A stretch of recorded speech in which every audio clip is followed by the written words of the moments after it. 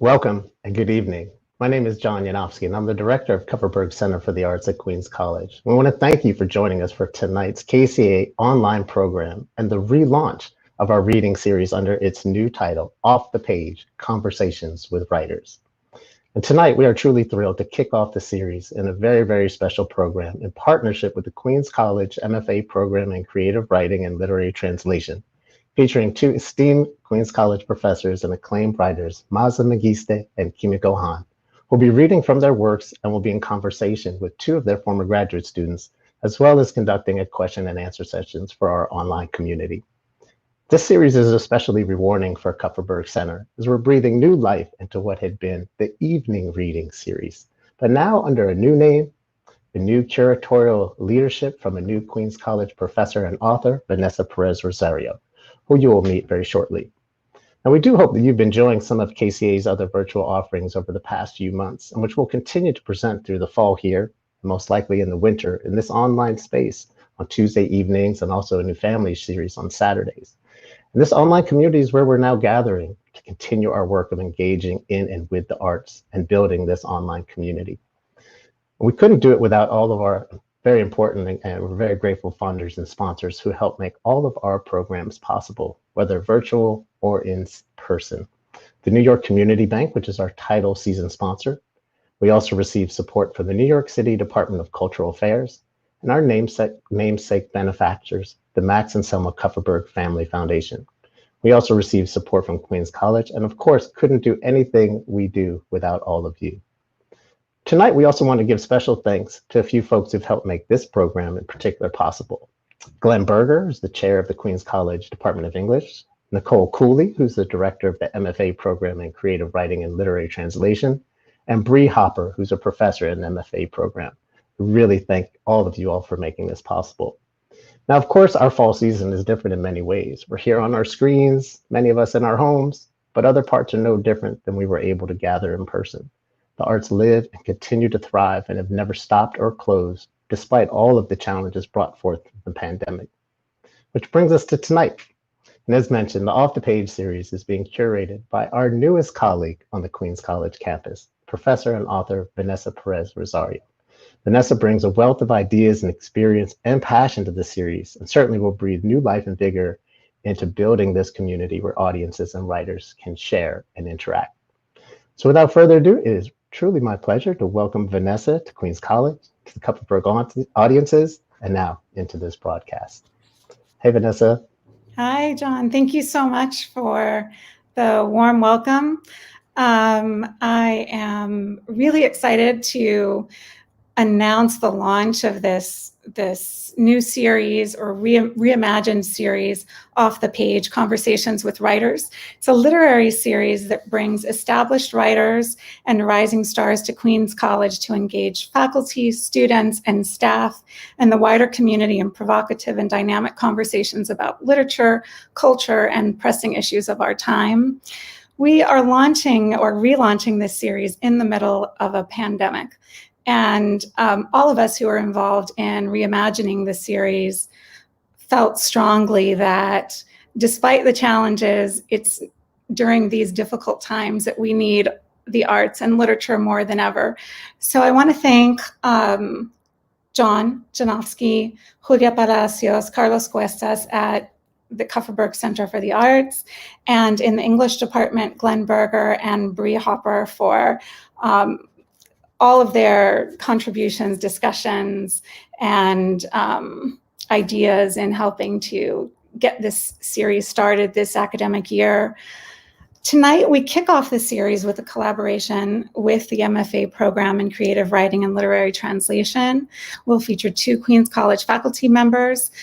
This evening, novelist Maaza Mengiste and poet Kimiko Hahn, and they will read from their new books and engage in a moderated conversation with two alums from the Queens College MFA program, Mary Catherine Ford and Julia Tolo. Mary Catherine Ford holds an undergraduate degree in Middle Eastern Studies from Columbia University and an MFA in Creative Nonfiction from Queens College.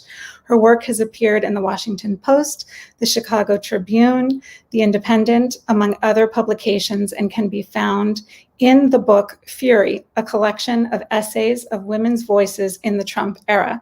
She's based in Queens. Julia Tolo is a poet and translator from Oslo, Norway. Her translation of Paul Hagen's poetry novel Anne was published in 2019 by Hanging Loose Press, and her chapbook Mother Cake is forthcoming from Ghostbird Press. We have a full program tonight, so I will turn it over to Mary Catherine and Julia. Hi, thank you so much, Vanessa. It is such a pleasure to be here and to introduce Maaza, though I really do wish it were in person, like so many things today. Maaza Mengiste was born in Addis Ababa, Ethiopia, a Fulbright scholar and professor in the MFA in Creative Writing and Literary Translation program at Queens College. She's the author of The Shadow King, which we're here to celebrate tonight, and Beneath the Lion's Gaze, named one of Guardian's 10 best contemporary African books. The Shadow King has now been shortlisted for the 2020 Booker Prize. Such exciting news. Her work can be found in The New Yorker, Granada, and The New York Times, among other publications. She lives right here in New York City. But let me name a few things not mentioned in that bio of my dear mentor. Maaza Mengiste, human rights advocate. Maaza Mengiste, thanked and retweeted by our forever president, Barack Obama, on the day we voted out the 45th president, he who must not be named. Maaza Mengiste, as comfortable expounding the legacy of Primo Levi in the storied halls of the United Nations as she is trading barbs on stage with the writer Marlon James. I was lucky enough to have been one of her students during my time here at Queens College. I took every class of Maaza's I possibly could and mercilessly hounded the poor woman during her office hours, and she has yet to rid herself of me. Before Maaza reads, I want to say a quick word about The Shadow King. First, friends, this is an extraordinary novel. If you haven't yet, buy it, read it. It is an epic tale that takes place mainly during the Second Italian-Ethiopian War in the 1930s and tells the stories of the Ethiopian women who fought in that war, stories long centrifuged from history, never before given their due. The novel centers around Harut, a young orphan who begins the story as a servant but soon becomes a warrior. Maaza deftly renders complex and vivid something that just isn't written about: the experiences of women at war, especially Black women at war.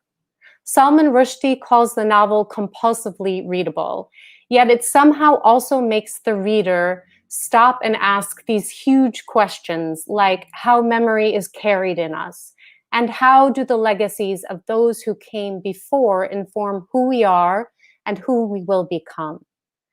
The Shadow King forges a new path that I believe other writers will now take, finding more silenced voices that long, as Maaza writes, to be found, to be rescued, and to be held up for once in the soft glow of tender light, so that the world might know them as well. Please welcome Maaza Mengiste. Thank you so much. Thank you, Mary Catherine. I don't know if I can do justice to that introduction. And Mary Catherine never hounded me. I was always happy to talk to her, and still am. What an honor. It's wonderful to be here. And I'm just going to jump into this reading, and then the questions will hopefully fill any questions that you have from this. So here we go.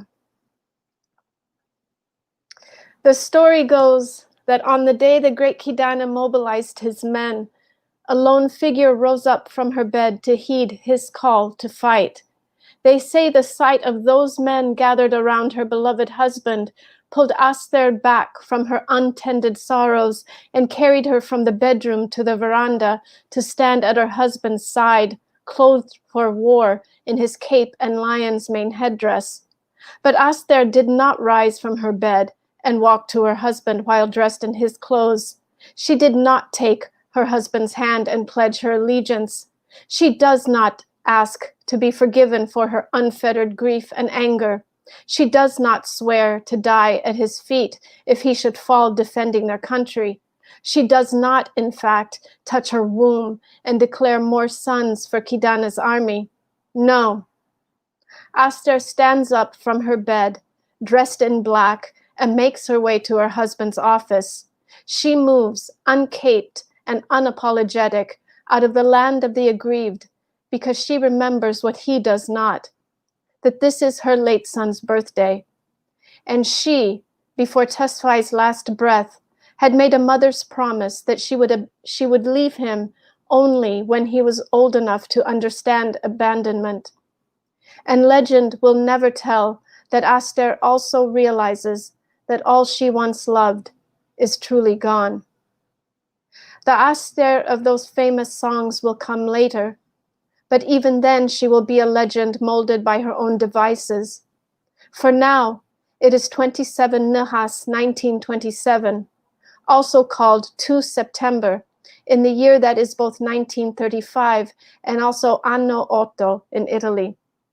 So many ways to mark the month and year when Aster walks into Kidana's office, sits down at his desk, and finds herself staring at a newspaper account of a woman they call Maria Uva, an Italian who lives near Port Said. While her husband draws himself into the circle of men and begins to speak to them of his father's feats, Aster is leaning to get a better look at the picture of this Farange woman who is shouting while waving a flag like a declaration of war. Aster stares at that photo, at the arrogant woman's open-mouthed glee, at that Italian flag whipping freely in the wind, and by the time she lifts her head, Aster knows that she must make herself anew and meet this proclamation with one of her own. In fact, the famous Maria Uva is not shouting but singing, and the war that will come will not be declared by her. In the instant of the photograph, published 30 August 1935, Anno Otto, she is launching into the chorus of Giovinezza while the Cleopatra eases its way into Port Said. The tricolored Italian flag is indeed behind her. In the ship in front of her, 2,000 soldiers are screaming her name. The light in her eyes could be gleeful devotion, or more likely a consequence of the sun's sharp angle. But it is late afternoon, and overworked journalists, frantic to fill word quotas and pass censorship before the day ends, report every movement of this ragazza del Canale di Suez in the glorious terms of a seafaring goddess. It is also the 4th day of the Cleopatra's week-long journey to Massawa. The soldati have traveled in units from Rome and Venice, from Florence and Puglia, to embark on their great African adventure at the port of Naples. We know Ettore is there, though there is no way for Aster to know that, as she sits in Kidana's office and stares at Maria Uva. Hirut, however, understands the coincidence, sitting in the train station in Addis Ababa with the opened box on her lap, staring down at the same picture of Maria Uva. She remembers that day when Aster slipped out of Kidana's office and brought the photo of that woman to the kitchen and said to the cook, "We women won't sit by while they march into our homes." This part, at least, the songs have gotten right. And I'll stop there. Next, we have Julia, who will introduce Kimiko. Thank you, Mary Catherine. Kimiko Hahn is the author of 10 collections of poems. Her honors include a Guggenheim Fellowship, a Penn Woolliker Award, and a Theodore K. Memorial Poetry Prize. She's a distinguished professor in the MFA program in creative writing and literary translation at Queens College, and she lives in Queens. I applied to Queens hoping to study with Kimiko, and I've been lucky enough to take several classes with her and have her be my thesis advisor this spring. So I'm very happy to be able to be a part of this event today and to talk about Kimiko's latest collection, Foreign Bodies, which has received glowing reviews in Bomb Magazine and Publishers Weekly, among others. The poet Franny Choi writes in her blurb for Foreign Bodies, "In this book, the smallest relics become powerful portals through memory, meaning, and grief." Kimiko has said that one of the themes she explores in her writing is facets of loss. And I think this is a theme that is apparent in Foreign Bodies, which also centers around the collection of objects, a motif that is gestured at in her previous work as well, including the book Brain Fever, where Kimiko writes, "I've quit hoarding and now collect myself." In one of Kimiko's many chapbooks, Brittle Process, the relationship between hoarding, collection, and art making is further explored as she writes, "I do not see trees, I see pointillism. I do not see barn, windows, and doors, I see motifs. I do not see a beach, I see fine textures. I do not see a hoarder's home. I see material for a collage." Such is the nature of the artist's daughter. This inquiry into what we actually see when we look at objects and how our relationships influence the seeing continues and evolves in Foreign Bodies, which explores how we attach to objects, attach meaning to them, even insert them into our bodies, as in the poem Object Lessons, as if simply looking at objects is not enough. In the essay Nitro, More on Japanese Poetics, towards the end of Foreign Bodies, Kimiko writes about ambiguity, its place in Japanese poetics, and in this collection, introducing the concept of pivot words, a scheme of word play in which a series of sounds is used to mean two things at once by different parsings. A pivot word is often the site of an opening or a potential explosion in a poem. In the title of this collection, Foreign Bodies, we see the potential of such an explosion, and you will learn that the collection has many such sites where meaning can burst open as memory and research collide. And with that, I will hand it over to Kimiko, who will read for us. Thank you so much. Thank you, John and Vanessa, and also Nicole and Maaza, my colleagues, and our MFA alums, Mary Catherine and Julia, both were my students, and I'm trying not to burst into tears seeing you virtually. Thank you all so much for coming and celebrating my book and also Maaza's exquisite work. I'm going to read from Foreign Bodies.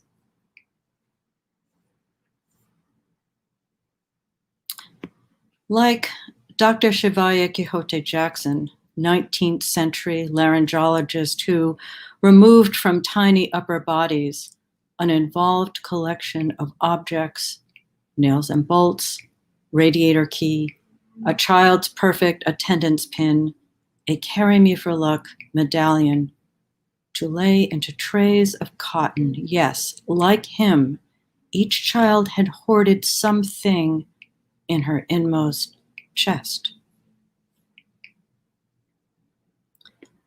I learned the phrase foreign body from a biography on Dr. Shivaya Quixote Jackson, who saved all 2,000 plus objects that he extracted from children's upper respiratory systems. He saved them and donated them to what is now the Mutter Museum. His fascination fascinated me. His hoarding, taking out of children's body what they, in a way, had hoarded themselves, these objects, right? Also, the phrase, as Julia said, and I thank her for such a warm introduction, the phrase foreign body itself gave way to thinking about its other meanings. One being the bodies of immigrant women, such as my grandmother, and how people view citizens as foreign. So I opened with a little bit of an excerpt from the poem about Dr. Jackson, and now I'm going to read the title poem, Foreign Body. This is a poem on my other's body. I mean, my mother's body. I mean the one who saved her braid of blue-black hair in a drawer. I mean the one I could lean against as in insistence. Fuzzy dress of Wuzzy, one, red lipstick, one, rubber gloves, one, her one to me, badger, or so I heard. The one body I write on, her sun-flecked body, as she bathed in the afternoon. Was I 5? It was summer, then winter, where today I call the unlocked bathroom to mind. I cannot leave her body alone, which is how I found Mother, escaping the heat of a 1950s house, Father on a ladder with blowtorch to scrape the paint off the outside. Badger. The sun in those suburbs simmered the tar roof over our rooms in the town where the wasps lived inside paper cells beneath eaves and roots. They sting very much, the wasps. Now I'm 60, sweet as dried papaya, my hair a bit tarnished, my inmost null. Memory is falling away, as if an image shattered to shards, then recollected for a kaleidoscope. I click the pieces into sharp arrangement. Bad, girl. In turn, a daughter turns sovereign. Another aspect of foreign bodies that I wanted to address was around the subject of immigration, which of course we've been hearing a lot about in different ways, immigration in the past 4 years. And I wanted to think especially about immigration from Asian countries. And I realized I only had to look as far as my neighborhood, my campus, and the borough of Queens. I was particularly taken by an article that came out in 2018 in the New York Times. It was the title was "The Case of Jane Doe Ponytail." It's the story of Son Yang, a woman who immigrated, who came here to Queens from China, and ended up working in the sex industry until she died that year. Around this time, too, I first read an Emily Dickinson poem, Color, Caste, Denomination, that addresses prejudice. It is not a well-known poem. I had never read it before.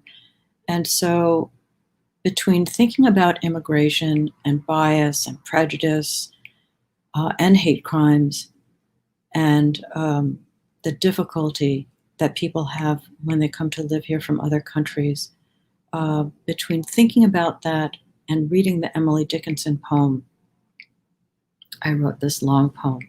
In it, I quote Emily Dickinson, and I think you'll be able to tell when I quote, so I'll change my tone a little bit. The Divine. Son Yang wanted to work the recalcitrant farm, to pick ginseng with her grandmother, catch iridescent butterflies by the iridescent river. 5 years later, street name Cece, she worked in a realm of under-the-table massage parlors, a stone's throw from where I teach Intro to Literature to 100 undergraduates. Color, caste, denomination, these are time's affair. Picking up Heineken, Red Bull, and rotisserie chicken from a bodega on Casina, Cece could realize death's large, democratic fingers. But can I realize the line, merely having pored over Dickinson, where the Hudson River overwhelmed its banks? Cece, forced to blow a dirty cop, gun held to her head, thought of ginseng fields, the chit-chatting river, the factory dormitory, with her butterfly collection pinned to the curtain, while I, lectured to luminous undergraduates on death's diviner classifying, lectured that oblivion within a chrysalis embodies the democratic, suggested that there the tenets are put away and put behind, recited lines to my immigrant students, my homeless students, my working graveyard shift students who lightly get the more obvious instar, doing whatever they do outside our elegiac quadrangle. Certainly, whether Astoria, Corona, Ozone Park, my students living 3 generations under one roof know better than I that only death can rub away the brand. And yes, these students already know poetry. Yes, they recite Men Haran, say, in the lexicon intimated in utero. Chrysalis of blonde, or umber, equal butterfly, I murmur to a bleeding heart. Cece's rivals deemed her dogged until, fleeing an undercover cop, she stepped to her sooty balcony, over a mop and rail, to drop into neon air, back to Sonyang, back to the line, as in sleep, all hue forgotten, then died in the careless ambulance. Diviner, also divining, and so Virgila Divina, to locate, intuit, foretell, foreshadow. Over the Flushing tarmac and concrete, over the Unisphere and Kosciuszko, my grandmother ghost and mother spirit mingle into the egalitarian air and hover above me in my lecture hall where I belong, speaking of and to foreign bodies, branded and ablaze. I'm going to end on this happy note.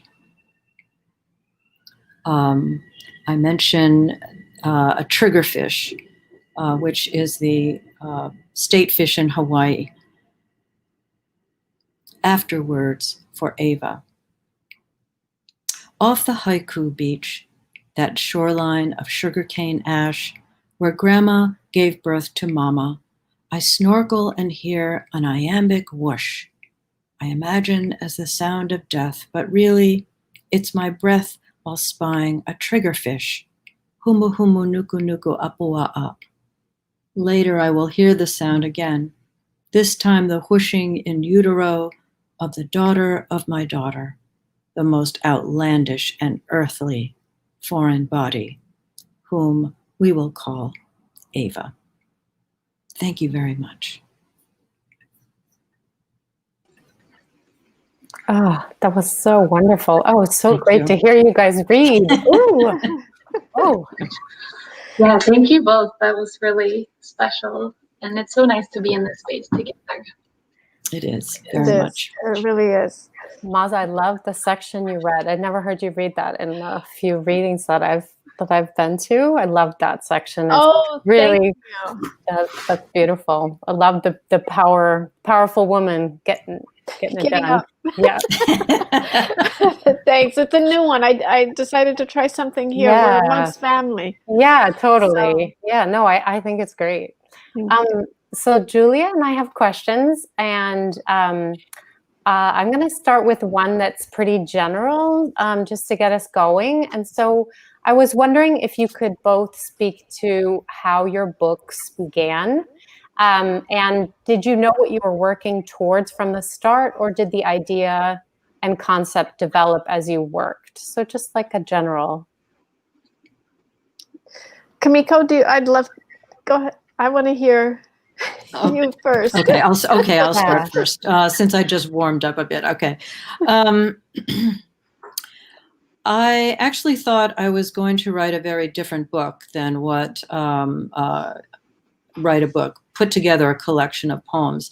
I thought I had been writing, my previous 2 books were both prompted by science articles and fields of science. So I was well on my way to putting together a 3rd book, but the poems were not that interesting. So I had to take a big step back and really look at what I was doing. At the same time, my father was dying, his health was declining. And when he did die, my sister and I were left with all his stuff because he was a hoarder. Mm. So I had been reading about hoarding. I'd been thinking about objects. I'd been thinking about death, as I do. My mother died when I was in my 30s, so that has never left me.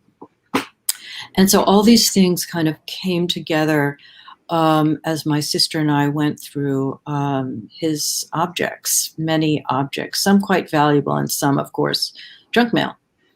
He kept it all. So eventually all these themes, and some from science, like the Chevalier Quixote Jackson, but it ended up being a kind of thematically whole as far as the collection goes. It's interesting, Kimiko, that you've said that your book changed. Okay, because mine had a similar trajectory. I feel like you and I had to have been in conversation in those years of, of agony. And I know in class with Mary Catherine, I think you've heard me talk a bit about the dramatic changes that went into my book, which was part of the reason it took so long. I had the history down. I always knew that this was what I wanted to tackle. But the form of the book, the voice, all of that, it didn't happen until about midway through the writing process, when I had already done a draft and realized that it wasn't working. I think pretty much like you, Kimiko, it was boring and belabored and really bad. So it took some radical revisions to get it to a point where there was some freedom in structure and prose. So what ended up was completely different from what I began, 10 years before. Did you, I seem to remember that you came in at 1 week and you said, I just ripped it all up. I threw it all out. And I was shocked. I was so shocked because I've never written a novel. So it was shocking to hear that. Yeah. And I love hearing the story of how you put the book together. Yeah. Amazing. Yeah, I remember when that happened, Maaza, and it just struck me as this radical act of bravery. I was terrified for you and for me, because I just felt like, oh no, this is what I'm going to have to do with my work. I think every student gets terror stricken when I tell this story. But I mean, in all honesty, I didn't realize it would take me like another 5 years to finish. I was in it 5 years and I thought 6 months, I can do it. But 5 years later, it was finally finished. So I did not imagine that, but I have no regrets, but I knew it was going to have to take something dramatic. What prompted that moment? What was it? Oh, because God. for me, there were several poems. I'm like, can keep this, maybe revive that. But with you, it was this one long, very invested project. What prompted that realization? It's interesting. It came from a conversation I had with a writer that I greatly admire. Her name is Dasha Drindic. She's since passed away. The Croatian writer. She wrote this book called Trieste, and we met after I had read her book Trieste, which blew my mind because it is absolutely brilliant. And we were sitting down and she was smoking up a storm. And the only reason I say that is because she knew at that time that she was dying of cancer, lung cancer. Oh, wow. And she didn't care. Ugh. She just was, it didn't matter. This was what it's going to be, and this is it. So we're having a conversation. Now I understand her mind frame, telling her about the trouble I had with the book and it wasn't working and all of this. At some point, she just put out her cigarette. She said, that's the trouble with you Americans. You care too much about story. Fuck story. And I was like, oh my God. Oh my God. It's like, give me another cigarette, somebody, you know? And I was like, what? And so she kept saying, you know, this entire time we talked over, like, I don't know how many days, it's like, fuck story. What are you doing? And so when I sat down at the desk, you know, I was like, what the hell does she mean? Like, fuck story. I said, she means that everything I have here has been in the service of something that is like holding it down. I'm like, the history is, I'm thinking the history is the story. And she's saying, you don't have it. And why care about it? And she's like, what do you want to say? And how do you want to say it? And that's where the idea of form came. How do you want to say it is the most important thing. And what do you want to say is more than story. What do you want to say is that question you need to ask, always in a book. Yeah. And that's when I was like, I can't start from what I have here. I need to do something completely different. And so it really was that F story that I said, well, here we go, Dasha. And I just threw it up. Limit, Maaza, the F word. And I emailed her at that point. I was like, Dasha, I'm starting over. She's like, go for it, you know? And yeah, so it was that F story, which I better not say very much here. But I think you just did. I think the damage is done now, but the cat's out of the bag, girl. It sounds like a mantra, actually. Yeah, it's so great. Yeah. T-shirts, coffee mugs. I'm seeing Etsy in the future. But it's so interesting that you both had this sort of, you started the work and then you realized you just had to change courses. And for you, Kimiko, it's something I've heard you say before, you know, what are the themes and build it around that. And for you, Maaza, it was, what do I want to say rather than the story? It's kind of interesting how those things are similar and different because of the genres that you both write in as well. Yeah, I mean, I'm curious, Kimiko, if, you know, with a novel, the natural assumption is that we begin with plot, but now I'm realizing the plot is the least of it. That it's really this other, something about voice, something about structure, something about the idea that you're trying to work out. And plot is always, it seems, in the service of that. But it feels like that's something that's a poetic way of thinking of something as opposed to a novelist's approach. I mean, how do you form, like, how do you develop structure and what this collection will be? I mean, how do you begin to form it?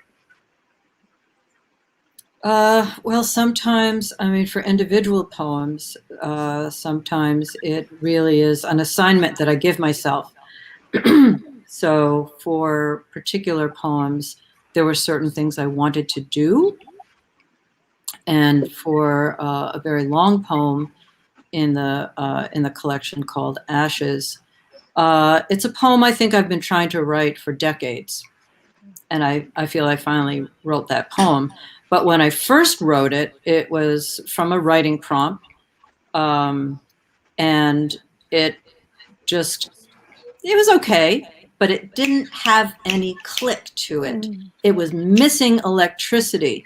And I really had to move back in and rough it up, which is to say I had to rough myself up.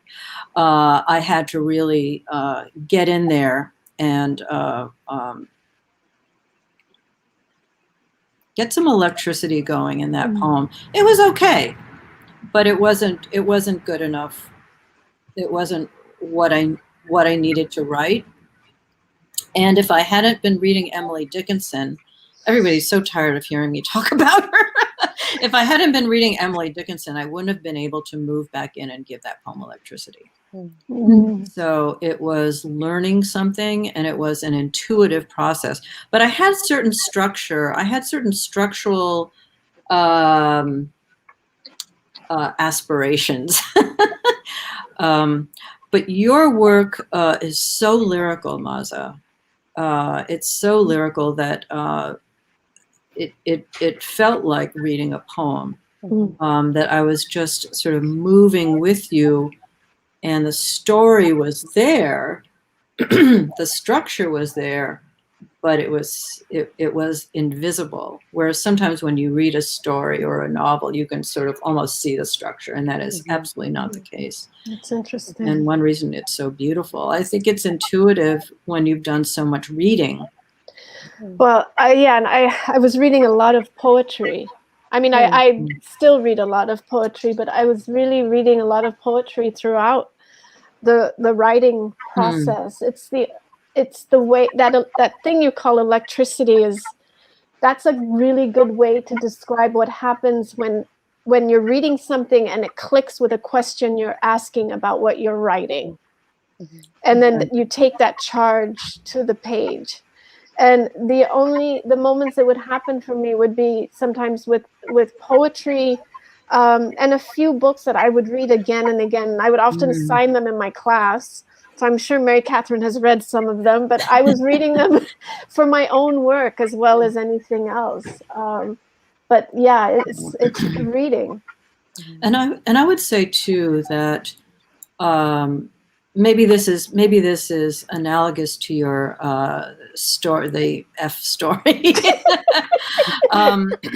But if something is a good idea, if a poem is a good idea, and it just remains a good idea, then that's a problem.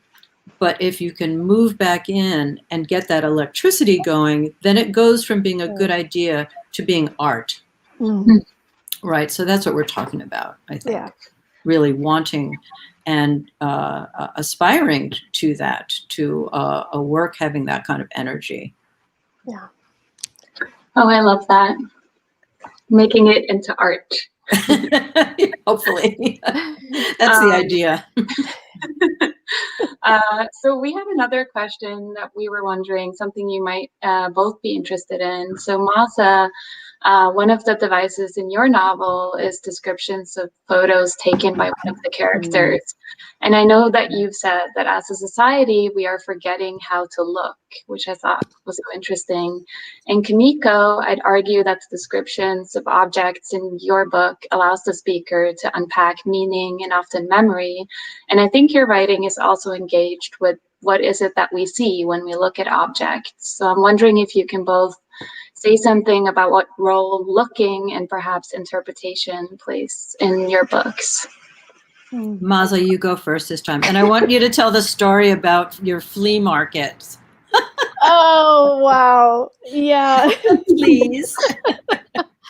Well, you know, I this idea of looking, and especially in a book that is set during a war, an attempt to colonize a group of people, I understood the use of the camera as a weapon in war. Mussolini was well aware of it.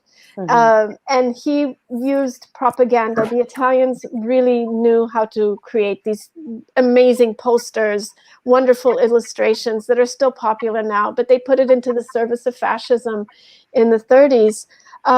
So I knew the camera was a weapon, and it was at some point when I was living in Rome, I was looking through archives, looking through newspaper photographs, looking through all of this stuff. And really, beginning to understand relatively quickly that I was looking at staged images. These are things that were censored by the fascist army. But they were being used to create a narrative that would justify the colonial expedition. We've all seen those kinds of colonial photographs from wherever we're from. And I wanted to think about the way that the image, what's presented is something that is manipulated and never static. That there is something in that space that we're looking at that hovers close to the invisible, but is not invisible if we look carefully enough. It's a different kind of, it's like taking the framing that they present. Africans are primitive or Africans are savage. And then removing that framing and adding something else. Because we know the era, we know the time, we know what the intent was. And then beginning to reframe and see what else emerges from that. So like Kimiko said, I started going to flea markets all across Italy And every flea market I went, there was definitely always a fascist table. And it still is. So I would just go, and the thing I would do is look for Mussolini. I would look for a bust or something, and you know, there it would be, and I would go right towards that table and start looking through their photographs. You know, sometimes I would get people who bent over backwards to help me look for stuff, and then there were people who would snatch things out of my hand and tell me to get the hell away. Wow. That I don't belong there. But you know, I would always take an Italian friend, and that helps. So I could tell them what I wanted, and they would come back and get the stuff for me. Wow. But photographs were, you know, we do it ourselves on Instagram in a more innocuous way. Maybe we craft our images, we craft these narratives, but imagine this in the service of violence, and it still happens today. But I wanted to look at that space that's discernible if we know how to reframe what we're looking at. Yeah, I was thinking about your the line you have on the last page. What is seen cannot explain what exists, and there's so much of that throughout. The images and the impulse to dominate through images reminded me so much of the French photographs of Algerian women, especially, you know, with partially disrobed or whatever it was.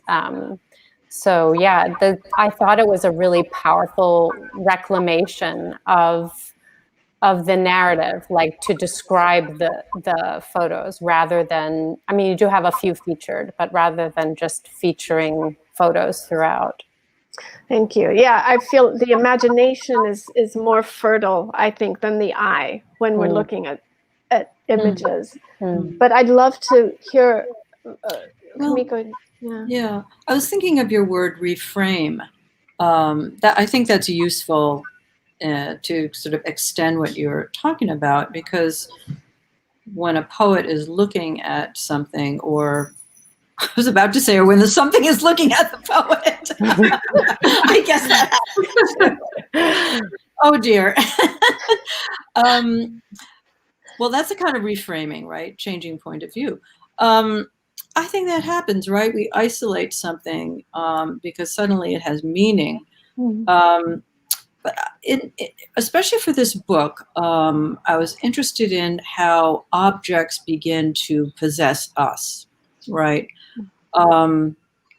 That's especially true of someone who is in the throes of hoarding. I mean, my father just couldn't get rid of stuff. He was in the grips of his own stuff.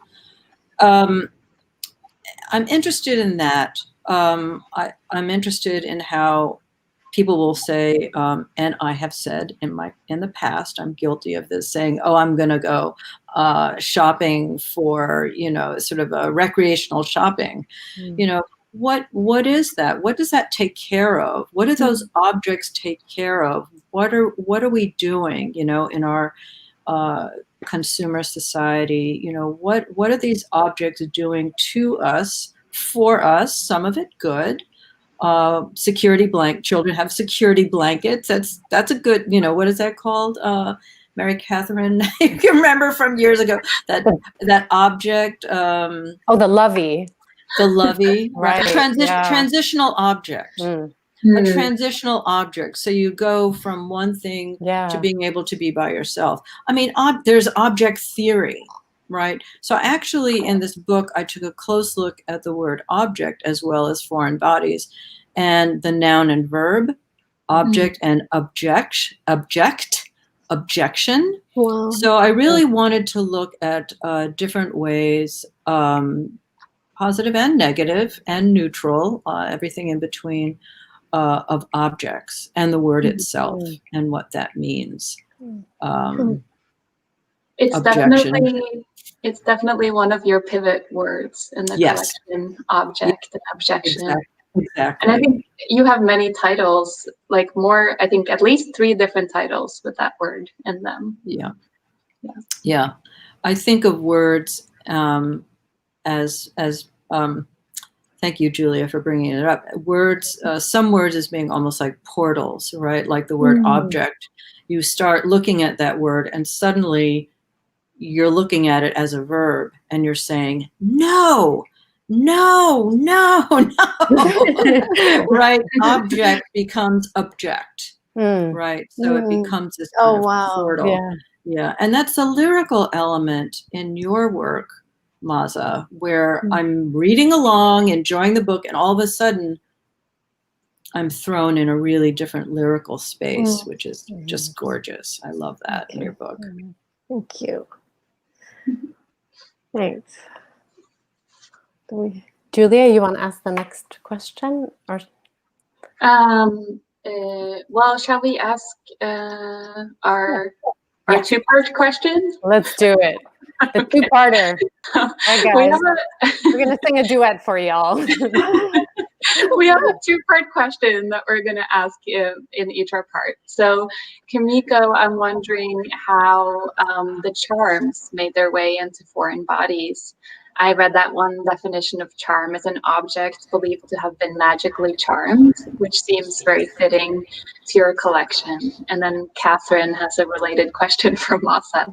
Yeah, Maaza, I was wondering if you could speak about the role of song in the Shadow King, especially the, I'm going to say this wrong, but the shillelagh, is that how you say it? The war songs? Yeah, and I'm sorry, I pronounced Hirut's name wrong in the introduction. I didn't even notice. Oh, okay, sorry.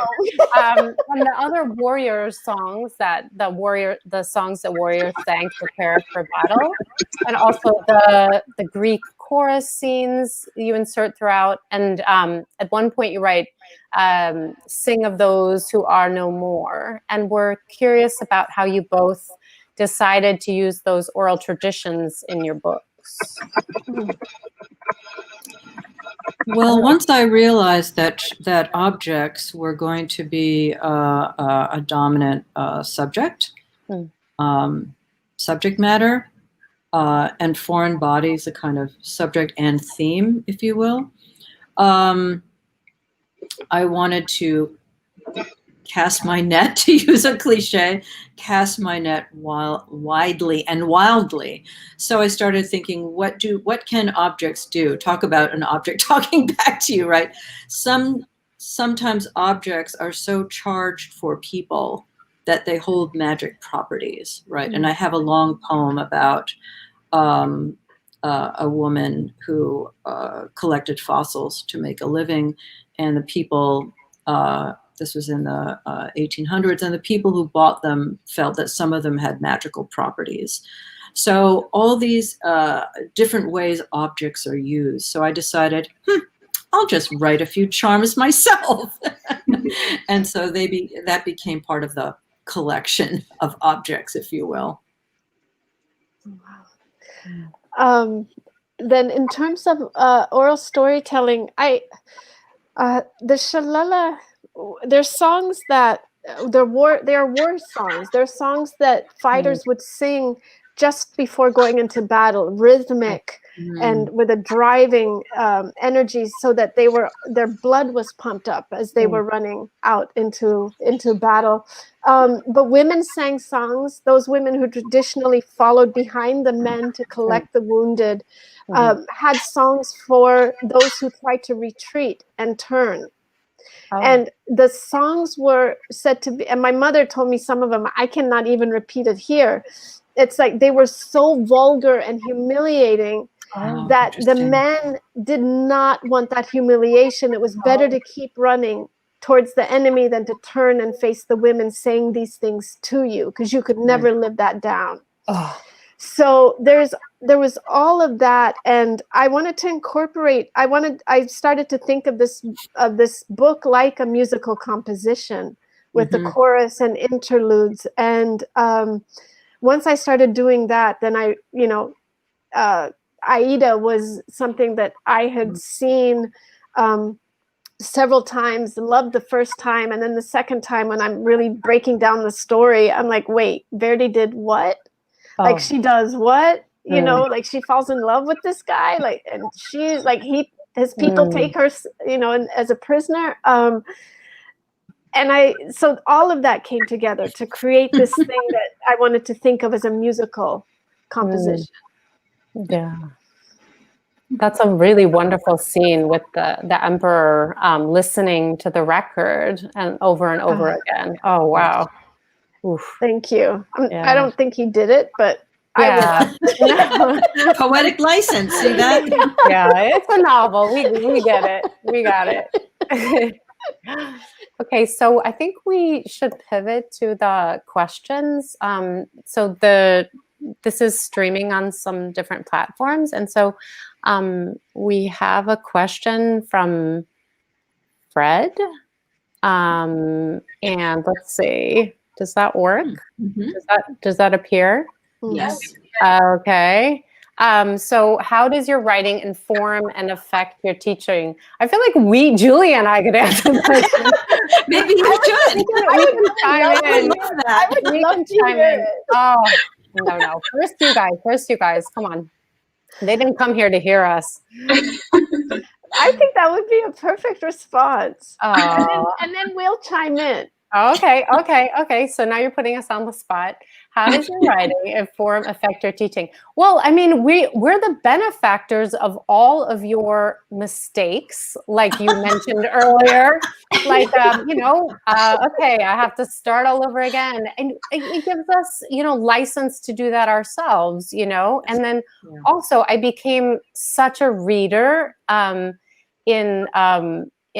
with you, Maaza. Like I never read the way that I read, the way that you informed, the way I read, really, you read as a writer. And so that really was an incredible gift. And Kimiko, I'm still always thinking about this thing that drove me crazy in your class at first. And I have to be honest, I really did not enjoy it. It was the going around the circle and saying what the theme was, but oh my God, it is something that the source that you told me about was just like incredibly useful in thinking of what I needed to, does this fit and does that not fit into something. And Maaza, I learned everything from you. So I don't even know how to begin. I mean, I came in as really no idea how to write a narrative, and really just with poetry in my background. And you really taught me how to write a story. And that's, I don't know what kind of magic spells you cast, but just reading. It was a lot of reading. It was a lot of reading, but also all those little assignments you gave to me from the first week when I showed up. I wasn't even in your class yet, and I showed up at your office hours, and I was like, "Hi, I need you to tell me what to do because I'm screwed right now." And you did. Thank you. Actually, I want to just touch on something you said, Mary Catherine, because I think it's really important, and I really appreciate the way you said it with such joy. We learned from your mistakes. Yeah, but I think that there's something. I'm going to say this, Maaza, for you too. I think there's something shameless about the both of us. I agree. Okay, good. I think that you have, we're not afraid to really fall flat on our faces. Mm-hmm. And then you just get up. I mean, that's what you do. And if we can convey that to our students, that will be one of the greatest gifts we can give you. Yeah. Is to not be afraid to just really mess up and then just keep going. So I love that you said that, actually. And that's a hard thing to teach, especially in a writing class. How do you expose yourself that way, right? And I think there's an unspoken policy that we don't talk about our own writing, but I think sometimes it's important to do that and to talk about what our own experiences are in writing and to say that. And yes, to look at themes.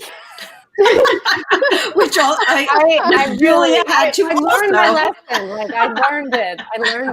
Just I knew you. I know people really. I drive people crazy. Yeah, and then they end up really coming back later and saying Exactly. No, I mean, I really love the whole theme thing because I think what happens to me is I can get a little overwhelmed with the project. And when I started working on my thesis with Kimiko, she kind of did what Mary Catherine just said Maaza did for her at some point. She was just like, here's what we're going to do.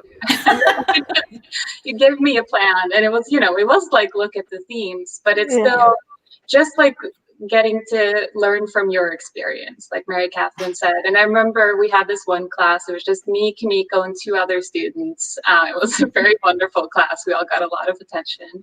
And one of my poems, Kimiko encouraged me to rewrite it like 3 or 4 times. And I think that's also something that sort of comes from your experience with sort of like pushing through and figuring out, no, this isn't working, and I need to try it again, or I need to try something else, or I need to put it aside. But all of those different strategies that you've found in your writing, we as students get to benefit from.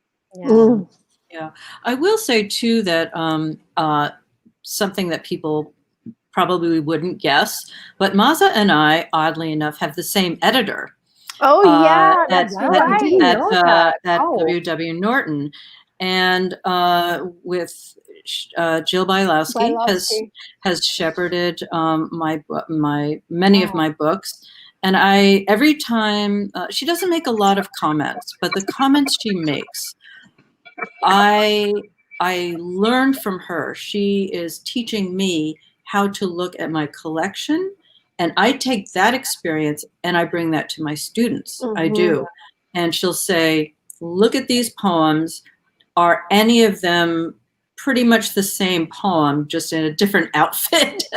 Right? I mean, she doesn't say it that way. But so if you're looking at a collection of poems and you look at it thematically, if there's some that are, say, thematically redundant, then you can take a slightly different approach. It can be the same theme, but you take a slightly different approach. And I learned that from Jill. She's amazing. I sat next to Jill at Maaza's at the launch of The Shadow King at the NYPL. I didn't know it was her, but we were both sitting there taking notes while Maaza and Martin James talked, and we were both laughing at the same things. And I was like, "You're sitting next to my editor." I was like, "Oh, we were like comparing notes." Yeah, she's so brilliant. She's a brilliant writer. Yeah. She's a poet and a novelist and a memoirist. She's brilliant. She does. She is great. Well, thank you, Fred, for that question. That was great. So I think we have a comment, or Maaza, did you want to add anything? No, I think this is great. We covered everything. We have a comment from someone named Margaret that I thought we could pull up on the screen. And so she writes, I am 7 years old and I am so inspired to see girl writers. Oh, yay. And I just wanted to share that with you guys. That was wonderful. Absolutely. Yeah, absolutely. And let's see if we have any other questions. So we have a question from Hafiz for Maaza. I'm listening to the audible version of The Shadow King. Can you, Maaza, walk us through your thought process when you were writing the character of, how do I say his name, Maaza? Hirut. Yeah. Did you develop it while you were writing the story, or did you have it in mind ahead of time? This is how Hirut looks like.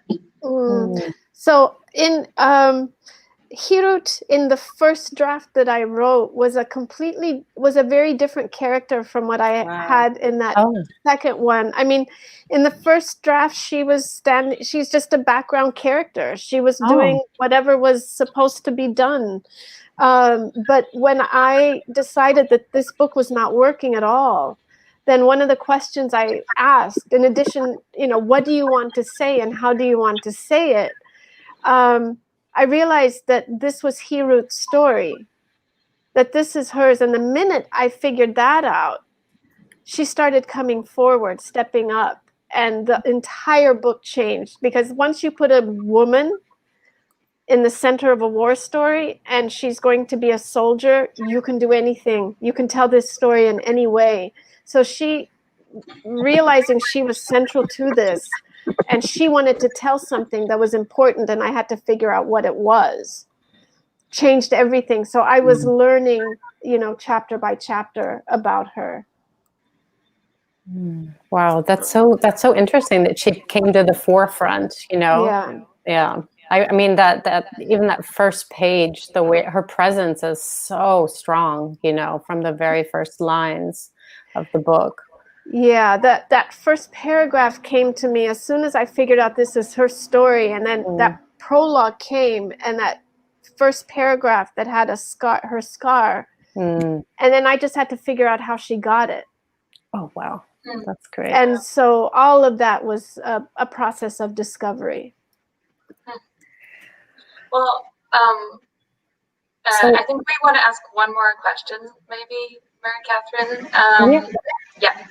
Okay, yeah. I mean, so we just wanted to know if, we opened with kind of a general, and so thought we'd close with a bit of a general. So do you have any writing tips? It looks like we have a wide array of viewers tonight, as young as 7. That's so exciting. So, I mean, maybe a couple of your daily writing habits. I really loved attending these online events since the pandemic hit, and hearing what is helping people to write through this time, more, because I think the way we wrote before might not be the way we're writing now, so if you had any ideas for us, I'm going to take notes.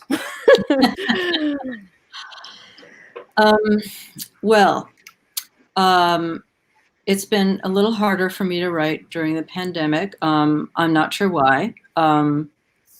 Not impossible, but I decided that I wanted a project, and that here I go about Emily Dickinson again. I in my younger years, I had difficulty reading Emily Dickinson, who I didn't study in college. I read her on my own. And so I decided during the quarantine, I would read this book, selected poems and commentaries by the scholar Helen Bendler. And she chooses 150 of Emily Dickinson's poems and does about a 3-page close reading. So I read all of them. I started in May and I finished last week. And for each one, I made up a writing prompt for myself, and I did it. So I don't know if I have any poems, but I did do a lot of writing from these writing prompts, which is to say, read a lot. Yeah. What do you get from what do you get from what you're reading? What do you want to do that writer's doing? Yeah. Oh, that's great, Kimiko. It's interesting. I have had a hard time focusing too during this pandemic, but I've been trying to read a lot, reading anything, but reading particularly poetry again. And I keep something that I just started is I keep a reading notebook. And when I read a line or read a book, I'm taking notes in that notebook and adding questions. Probably the marginalia is moving on to that notebook. But what it's accumulating into a series of thoughts from book to book, poem to poem.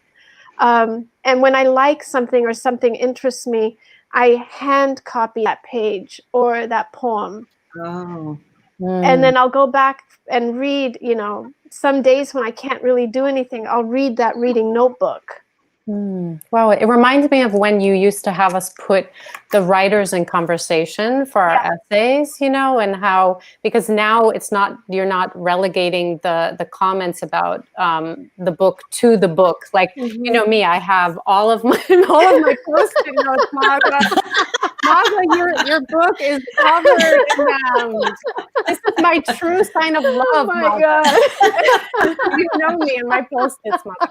But so you're moving those thoughts, and for me, I would be putting the Post-it notes together, pulling them from the books. But you're doing that within a notebook. Oh, that's such a beautiful way. Yeah, I love that. My It's sense a kind is of going to help. it's a kind of souvenir, actually. Yeah. But a continuous one, like not Yeah. limited to one. I love that. Yeah. It's also a little similar, Kimiko, to something you do in your classes where you have the students choose a mentor. And then sort of often, I think, at least for me, it ended up that I was sort of making poems that were imitating the style of the mentor I chose. Yes, I think that's exactly. another great tip that you have. Yeah, Yes, I've done that with exactly. Maaza as well. That's great. Yeah, yeah. And even 7-year-olds can do that. Yes, they can. Yes, They keep a can. notebook and put down quotes that you like. Yeah, that's really wonderful. That's a great suggestion, guys. So I think we're going to wrap up here a little bit. I think we have John soon popping onto the screen with us. Let's see if he magically appears soon. Aha, there he is. I love this. The magic. And we're going to hold up the books. Yes. Yay. Look at all those Post-it notes. I'm I know. jealous. Okay, I'll try to get him I out of can't the read it. frame. Let's see. Maaza knows it means I love her. Well, I want to thank everyone and all of our guests for making this evening's program possible. Maaza and Kimiko and Mary Catherine, Julia and Vanessa. Just really a fantastic opportunity to dig deep into your perspective, your voices, your work, and obviously the incredible impact you've had on so many students who've come through Queens College. We wanted to just put on the screen ways that people can find out more information both about Maaza and Kimiko through your websites. Andreas, I'm wondering if you can just drop those banners. So this is where you can find out about all of the upcoming events. This is where we'll be celebrating Maaza's Booker Prize in about 9 days, and then as well as following all of the Kimiko's work as well. We also are really excited to partner with a local bookstore, Q and Willow bookstores, that are prominently featuring and selling both Maaza and Kimiko's book. If you go to the Kupferberg Center website and click on any of the events, you'll see a link directly to a page selling their works. And this is our website, kupferbergcenter.org. And Andreas, could you just bring up the slides of the 2 titles that Q and Willow are selling for Maaza? So these, again, they're selling a bunch of Maaza's work, but these are her 2 most recent ones. And then Kimiko's 2 most recent works as well. So we always want to encourage supporting a local bookstore. These are also Queens College alums, so we're really excited to partner with them on our entire series. And then, as we've mentioned, this is the new series, which is the first event, and we have several other events planned for the entire year. And Vanessa, just thought maybe you could share some information about our next event coming up on December 8th. Absolutely. We have almost finalized the entire calendar for the academic year. We're very excited. This was our kickoff event, and we are excited to welcome Shuri Moraga on December 8th. This same link, right? Just go to the Kupferberg website. The links will be there. The information is there already, I think. She will be reading from her newest book, Native Country of the Heart. And in the spring, we have Claudia Rankine on March 17, and we have Julia Alvarez on April 20th. And so just keep checking back on the website for the series. There'll be more information there, links for the various events, books that they'll be reading from will also be listed on the website. Thank you so much to everyone this evening for the beautiful readings and the wonderful conversation. It was so special to have teacher and students in conversation. I love that. And colleagues in conversations. It was really, really a great way to kick off our series. So thank you. Absolutely. And thank you, Vanessa. And well, that's going to wrap it up for us for tonight. And hopefully we'll see you back here for our next KCA online program. Again, you can always find out what's happening next in our virtual world by checking out our website. But most importantly, we're so glad that you all joined us for tonight. Everyone stay safe, be well, keep reading, and keep writing. All right. Good night, everyone. Good night.